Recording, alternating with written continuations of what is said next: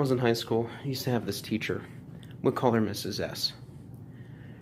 Mrs. S was a very dominant kind of person. She loved to take control of any situation, and she was good at it. She was good at just being bossy. I even met her husband once. He's an eye doctor, but he sounded a lot like the kid from that Rudolph movie, where he's like, I want to be a dentist. And you could definitely tell who wore the pants. In any case, Mrs. S was my English teacher. Me and my buddy Aaron. He and I could talk through just motions. We could have full conversations without saying a word. So it's getting close to the end of the school year, and Mrs. S is cleaning out her books. And she puts a box of books, a huge box, on my desk, and leaves it there. And she continues to do her work. You know, I'm feeling a little mischievous. I look over at Aaron. He makes this big, grand gesture. He goes like this, pretending to pick up the box, and then throwing it.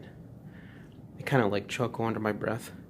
I made like a small gesture of just kind of like sliding the books off my desk. I didn't actually do it, just the gesture.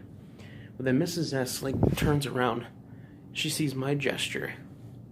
And then she actually goes over, grabs the box of books, fucking like throws them. And then she's like, get out of my classroom! Okay, jeez. So I go over her classroom. She's yelling at me. She tells me to sit in the hallway. But the greatest part of it was whenever she was insulting me, she wasn't just like ridiculing me, she was like insulting me. The best part was when she looked at me and she goes, you're a buffoon! I've been called a lot of names in my life, but never ever have I been called a buffoon. So I'm sitting there like chuckling. I'm trying not to lose my shit as this woman's yelling at me.